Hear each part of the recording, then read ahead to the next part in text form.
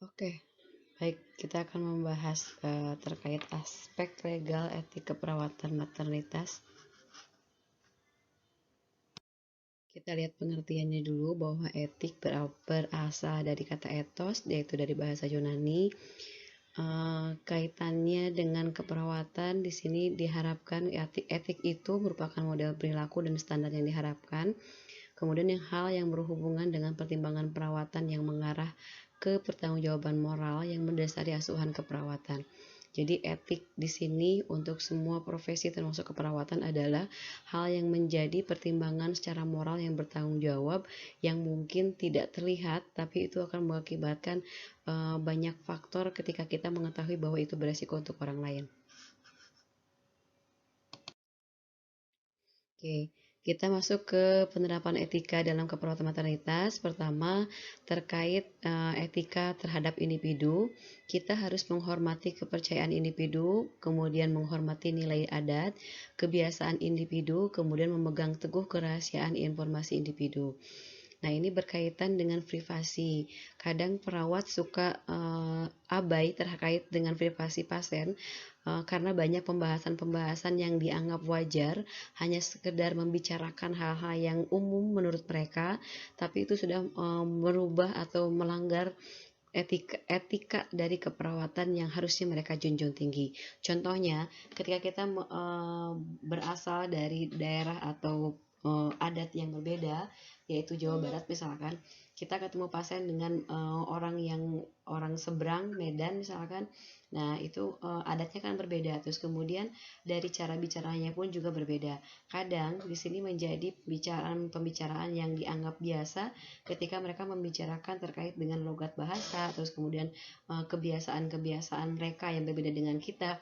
Nah, ini sebetulnya itu sudah merupakan masalah etik yang perlu diterapkan oleh keperawatan. Kemudian etik terhadap praktek keperawatan, yaitu harus bertanggung jawab melaksanakan tugas, wajib memelihara standar keperawatan, mempertimbangkan kemampuan individu dalam melimpahkan tanggung jawab. Pada saat kita mau melimpahkan tanggung jawab atau mendelegasikan kerjaan kepada perawat yang lain, maka harus sesuai dengan kompetensinya. Jadi kalau misalkan melimpahkan tanggung jawab tidak hanya asal junior, tapi kita harus sesuai dengan kompetensi. Jadi tidak mengabaikan keselamatan pasien. Selanjutnya, etika terhadap profesi, di mana kita harus membantu perkembangan profesi, berperan serta dalam memperbaiki standar keperawatan, sosial, dan ekonomi. Ini berkaitan dengan hak dan kewajiban yang diperoleh oleh profesi perawat. Kemudian terhadap profesi lain, kita harus mampu bekerja sama dan membina hubungan baik dengan masyarakat, bangsa, dan negara.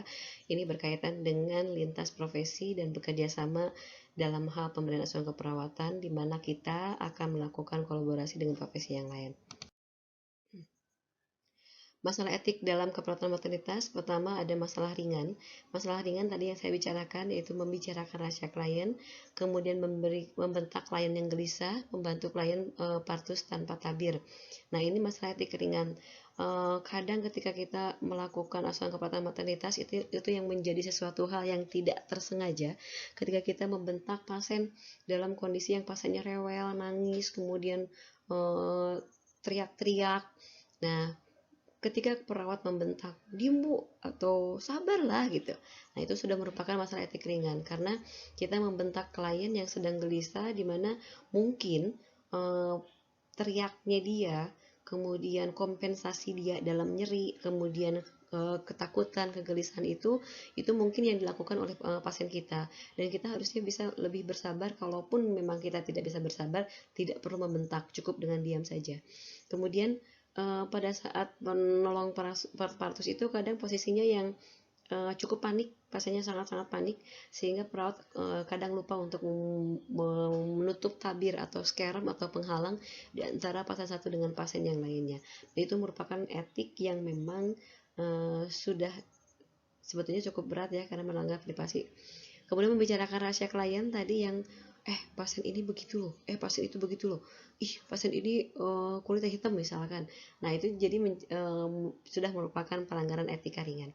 Kemudian untuk yang masalah etika kompleks itulah adalah ketika kita membantu untuk kasus abortus dan amniosintesis.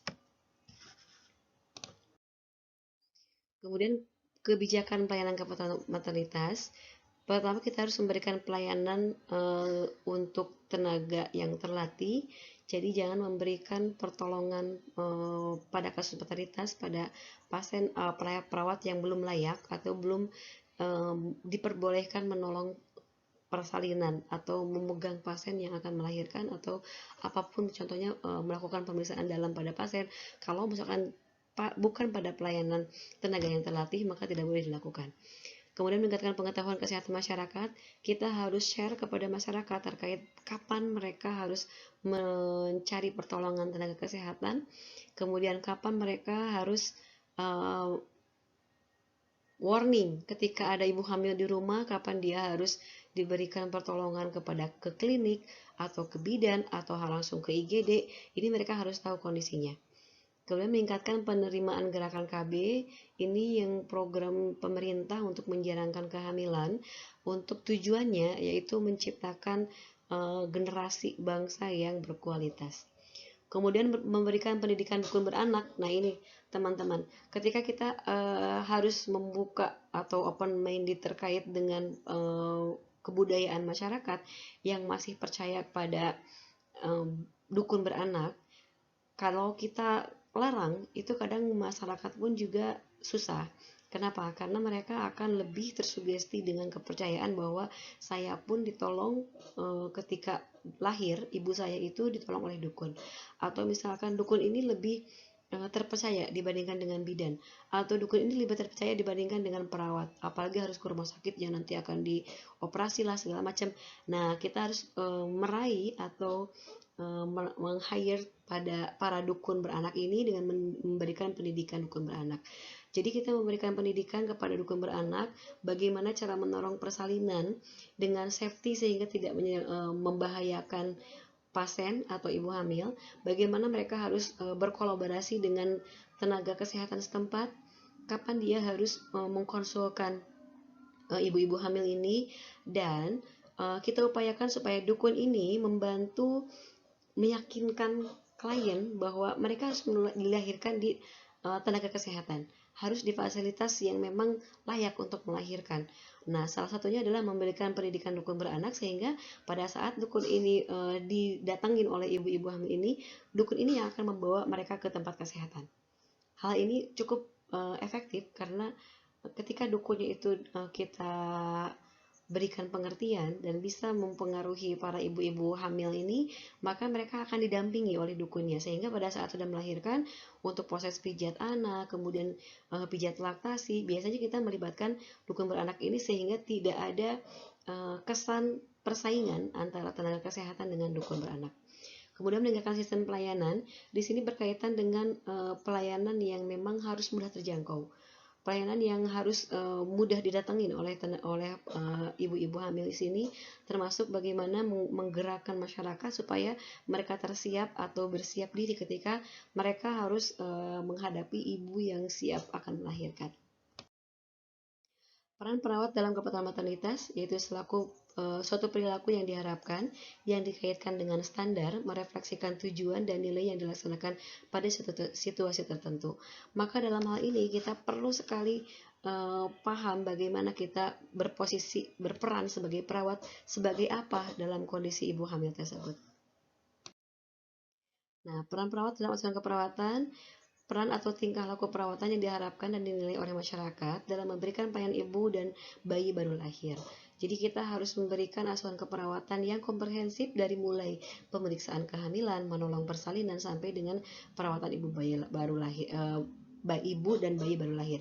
Dalam hal ini kita akan selalu berkolaborasi dengan profesi yang lain karena ada sebuah profesi yang memang dikhususkan untuk menangani ibu dan anak atau ibu dan bayi baru.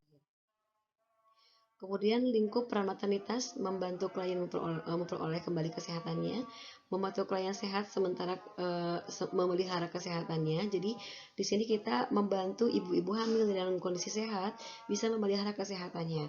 Karena ibu hamil itu perlu sekali pemantauan dan pemeliharaan kesehatan yang optimal karena bisa berubah dalam waktu yang cukup dekat.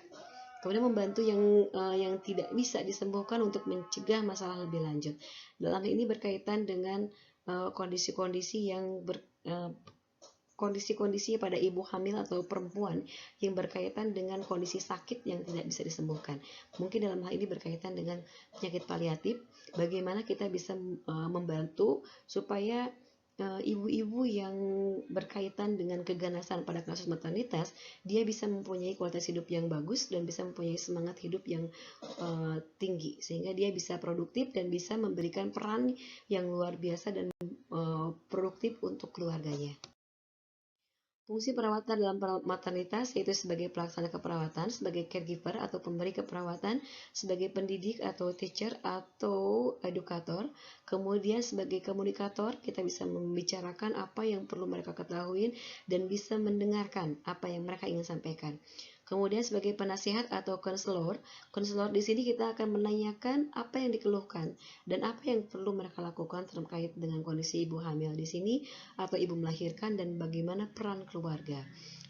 Kemudian sebagai researcher, kita bisa melakukan beberapa penelitian terkait dengan maternitas, apa penelitian yang perlu kita lakukan, tindakan pembaharuan apa yang bisa kita lakukan terhadap ibu hamil, sehingga ibu hamil ini bisa merasakan kualitas hidup yang bagus dan tidak mengalami gangguan-gangguan psikologis. Kemudian sebagai pembela atau advokat, di sini kita bisa sebagai pembela kepada ibu hamil di sini terkait pengambilan keputusan. Bagaimana bisa memilih apakah dia masih bertahan untuk kondisi yang mau melahirkan normal atau dia sudah merasa tidak tahan sehingga bisa memutuskan untuk SC atau tindakan yang lainnya. Maka kita akan membela apa yang utama dan diinginkan oleh pasien kita.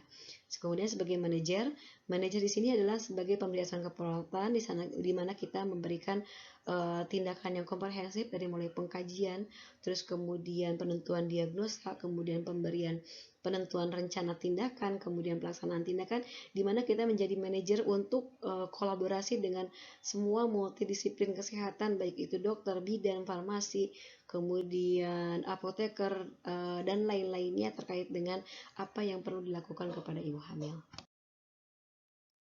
Kegiatan dan keperawatan maternitas bentuknya ada promotif, preventif, kuratif, dan rehabilitatif. Nah, promotif di sini untuk ibu-ibu hamil yang dalam kondisi sehat tadi bahwa ibu hamil yang sehat perlu memelihara kesehatannya. Preventif mencegah ibu-ibu yang berisiko, contohnya ibu hamil yang dengan hipertensi dan segala macamnya. Kuratif kita bisa memberikan perawatan pengobatan dengan kolaboratif dengan tim medis untuk memberikan pengobatan pada ibu hamil, contohnya ibu hamil dengan hipertensi, ibu hamil dengan DM dan lain-lainnya. Kemudian rehabilitatif kita bisa membantu ibu hamil pasca melahirkan untuk mencegah terjadinya postpartum blues, kemudian bisa menerima kondisi pasca melahirkan, kondisi anak dan segala macamnya, sehingga dia bisa kembali kepada lingkungan dan masyarakatnya sehingga dia lebih produktif dan tidak mengalami masalah dengan sosialisasi. Pelayanan keperawatan maternitas terlambat bisa bila terjadi identifikasi risiko tinggi dan komplikasi. Di sini disebut dengan provider bahwa kita menemukan kasus risiko tinggi, kemudian bisa mengambil keputusan pasien, klien, dan keluarga, membantu ketika menemukan kondisi yang beresiko, kita harus membantu klien dan keluarga untuk mengambil keputusan. Kemudian datang ke tempat rujukan, harus membantu terkait dengan bagaimana geografisnya, transportasi yang ditempuh oleh keluarga, pasien untuk menuju ke pelayanan kesehatan. Berikutnya ada penanganan tempat rujukan, itu rumah sakit. Kita harus memberikan penjelasan kepada tim rumah sakit bahwa kondisi pasien kita bla bla bla bla bla bla seperti ini. Jadi nanti ke rumah sakit ini bisa memberikan tindakan yang optimal dan tidak mengakibatkan risiko yang lebih fatal. Kemudian pasca keperawatan maternitas dipusatkan pada keluarga dan masyarakat, yaitu untuk memberikan aspek yang holistik, kemudian menghargai klien dan keluarga. Berikutnya, klien keluarga masyarakat berhak untuk keperawatan yang sesuai, untuk pemberian keperawatan yang